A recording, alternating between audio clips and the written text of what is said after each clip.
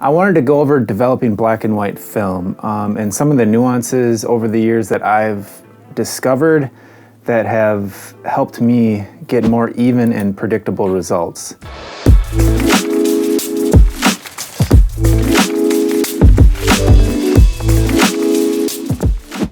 Developing black and white film at home is not difficult, but there are some things that you should consider. I do want to emphasize that this is how I do it. You do not have to do it this way, but my hope is that I can help somebody overcome some of the obstacles and difficulties that I encountered along the way. Now, this is also for roll film in small tank, and I use stainless steel, and I usually have at least 2 rolls. God, those are noisy. And I usually have at least 2 rolls. So we're gonna be using stainless steel reels, and I'm gonna show you how to load those, and then we'll go into the darkroom and I'll show you exactly how I develop 120 film. First, I just wanna start off by saying that my biggest drive, or I guess usually when I'm shooting film, the main reason is because I really love printing in the darkroom. So my negatives are geared towards that. So for me to have even very easily printable negatives is usually one of the most important things when it comes to me developing film. That being said, I do love scanning film. I love pretty much all aspects of it, but black and white printing is where my heart is, and that's what gets me the most excited. I don't get too excited about scanning negatives, but when it comes to printing, I do. I really strive to have really even negatives, evenly developed, really good contrast, something that's very easy to print. Because if things are all uneven, it's very difficult to fix that when you're in the darkroom printing optically. Not that it's really easy to fix when you're scanning them either, but there are some slight differences. I personally like the stainless steel tanks. Now you can use whatever tank you want, but these I find are very easy to load. And once you do it a few times, they're really quick and really efficient.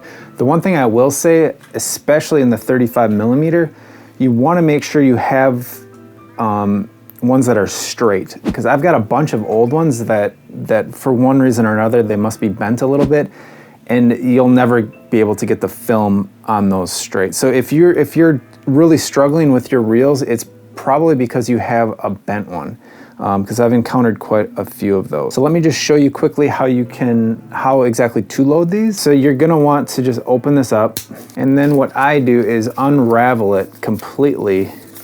You gotta do this in the dark, clearly. So I'll take it until the leader starts coming out, and then I'll take this and put my finger underneath here, and I'll unwind the whole thing. And you gotta be very careful. You don't wanna scratch the film. And then you're gonna get to a point where it's taped. And then you wanna just be gentle with that.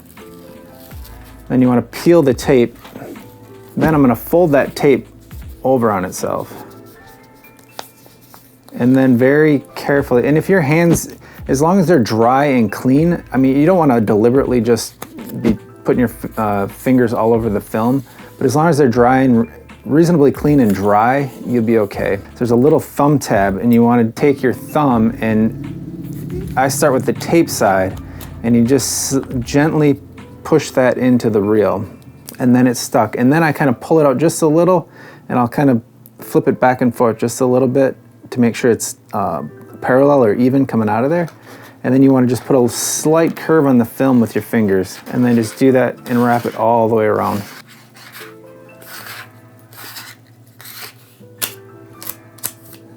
Just like that, and you want to make sure that nothing's sticking out the edges. And if it starts going in crooked, you'll definitely know, because it'll start to kink up. And if it does, don't force it. Go it a little bit, unwind it a little bit, and try and kind of edge it in straight, and then just roll it right back down. And like I said, once you do this a few times, it's really easy. So what I would do is maybe get yourself a scrap piece of film, or a film that you've messed up, and just practice that a few times, and then do it with your eyes closed, then do it in the dark, because you're gonna have to be able to do it in the dark. So that's how you get the film on the reel. Now let's go into the darkroom, and I'll show you exactly how I develop the film. I'm gonna run this water and get a water bath going, and I'm gonna get all these chemicals to 70 degrees to get them at the same temperature. But what you're gonna wanna do is set things out to where this little thumb thing is facing you so you know where it is. So you want that to be the same. And then you're gonna set the film out where you can find it very easily. And you're just gonna kind of wanna look at this and kind of memorize where everything is. That way you're not, you know, fumbling around. And I just take a good look at it before I turn the lights off. So in the dark, you're gonna roll each of the film spools onto the different reels. And once that's done, you're gonna take them and just put them in there, put the lid on. And once that's done, you can go ahead and turn the lights on. So now I have my film in the tank. You can hear it rattling around in there. And now what we have to do is put a series of chemicals through this tank. You have to develop, and then you're gonna stop the development, and then you're gonna use a fixer to fix it so that it's safe to be in the light. And one of the things that I do, especially if my development times are gonna be 10 minutes or less, is that I don't pour the developer through this hole in there, because it takes about 30 to 40 seconds for you to fill this up. And if the development times are, say, 5-6 minutes, or on the very shorter side, that's a huge difference in development from that 30 seconds from here to the top. I'm gonna turn the lights off, I take the top off, I take the reels out, I pour the developer in the tank, and then I drop the reels back in and then cover it, and then start my agitation. And you will need a dark room for this. And it's not something you have to do, but I would suggest that you try it, especially if your development times are on the shorter side. Today I'm developing FP4. I'm developing it with Ilford's ID11. It's very similar to D76. I'm gonna be developing it at 1:1, 1 part water to 1 part developer.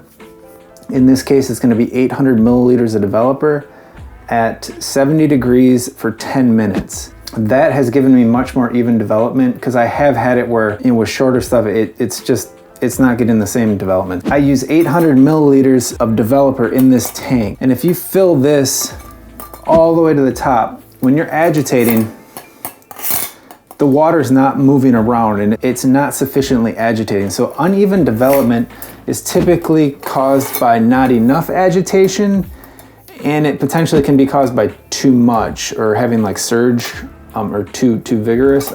Use the manufacturer's guidelines. And so for Ilford films, they recommend agitation every minute. Kodak films, I believe, is every 30 seconds. And as long as you're consistent with this, your negatives will be consistent. So you don't want to change things up too much. So once you find something that gives you a good, solid, even development, just go with it and stick with it. Ilford does not recommend pre-soaking their film. If they're saying that you don't need to pre-soak, then I'm gonna go along with them. They make the film, they know what's up. I have had better luck with specifically with Ilford films without pre-soaking. And I'm just gonna quote something real quick here out of the Darkroom Cookbook. This is another great book if you can get your hands on it. So it says here that agitation is an integral part of film development. The first benefit, preventing chemical defects, is accomplished within the first minute of development. This is because there are certain irreversible chemical defects that can begin within that time. If allowed to begin, they become worse during the course of development. The solution is continuous agitation for the first 50 to 60 seconds. So it sounds like most of the problems that occur because of under agitation or under development during the first minute. So to combat that, I develop for the first minute, and I usually do, with this particular film and developer, I do 25 inversions, and I'll show you how I do that once we do it. Thank you.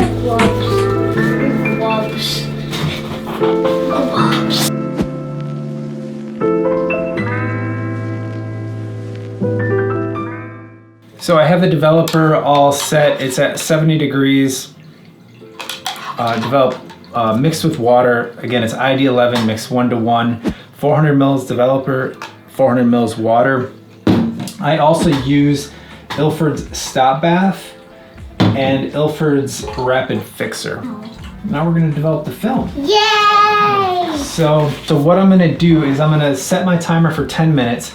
I'm gonna turn the lights off, so you're not gonna be able to see for a second, but what I'm gonna do is pop this off, dump the reels out into my hand, pour the developer in here, and then drop them in and put the top back on. It's easy to do once you've done it a few times, and that way everything's gonna start at the same time. You really gonna make me wear these gloves? Yes. Okay. Like I said, this is film and we need to do this in complete darkness. So, all right, here we go. Now we're gonna do it.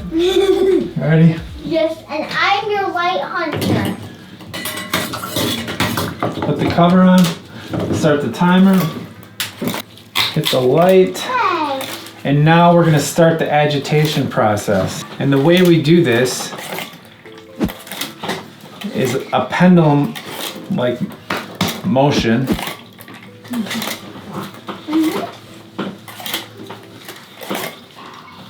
And you want to invert the tank. Yes.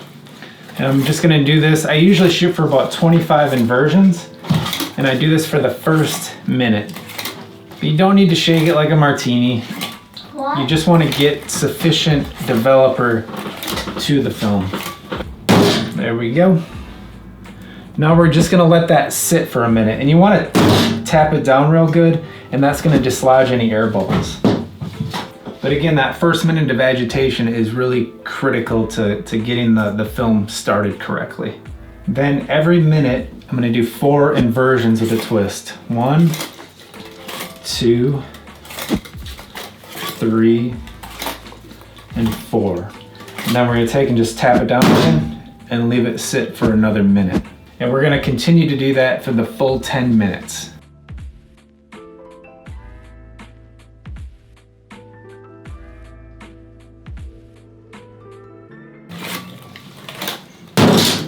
All right, now I'm up to the last minute. So at about 10 seconds to or so, I'm gonna turn the lights off again so I can take the cover off, and then I'm gonna dump the developer real fast and dump the stop bath in. And that's gonna halt the development. And again, I wanna do that so that the development's starting at a certain time and stopping at a certain time. If I just pour it in through here, it's a little bit iffier of how that's gonna develop and how that's gonna pour out. So here we go.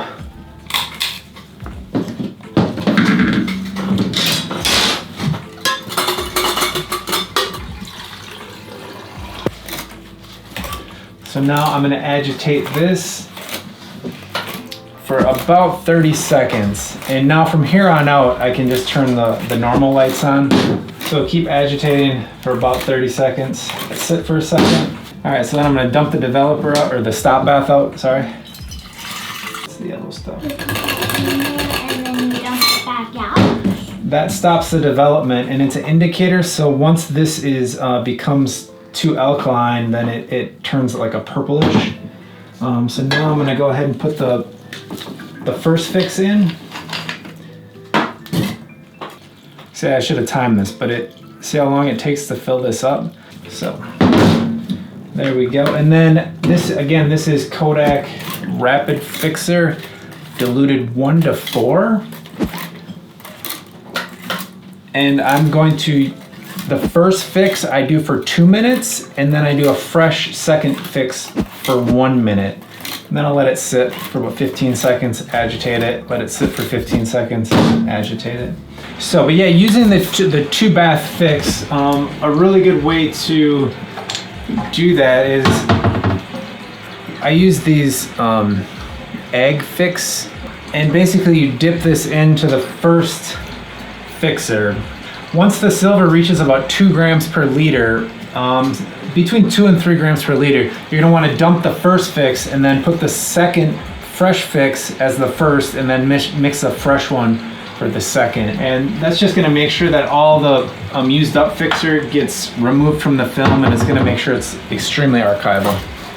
So I'm gonna dump out the first one and dump in the second.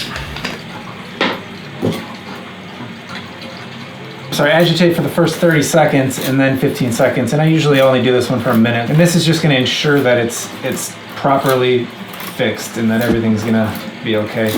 So now I'm gonna pour out the final fix.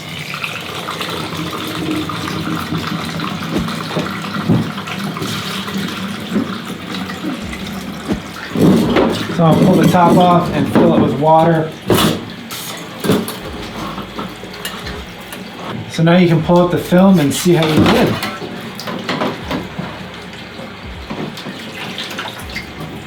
Now to archivally wash the film, Ilford's recommended method is basically fill the tank,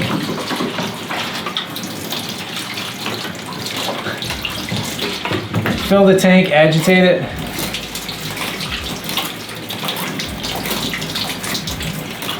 then dump the tank, and you're gonna do this 5 times.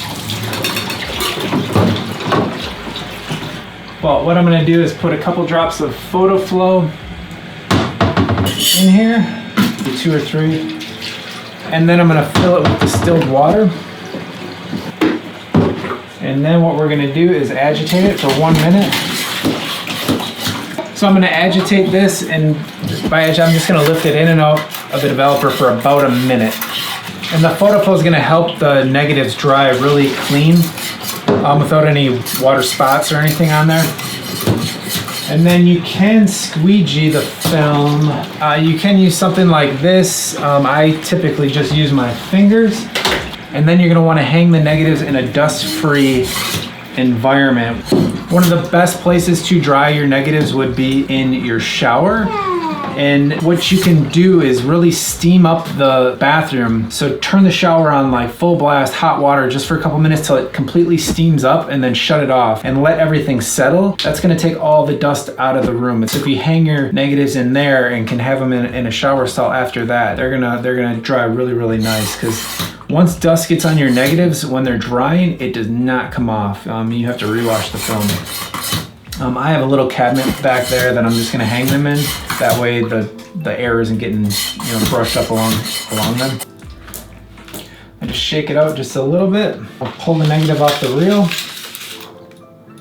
And then I start with the tape side up, and I'm just gonna, like I said, I'm just gonna take my fingers, because this isn't gonna scratch the film, and with that photo flow, they're gonna dry really, really nice. And I just take them like a squeegee and go that side first. But if you want, you can use a sponge, you can use one of those squeegees too. It's just the chances of something like that scratching your film are a little bit higher than your fingers. So then I'll go one more time, and now, whoa, excuse me. Now I'm just gonna hang it up.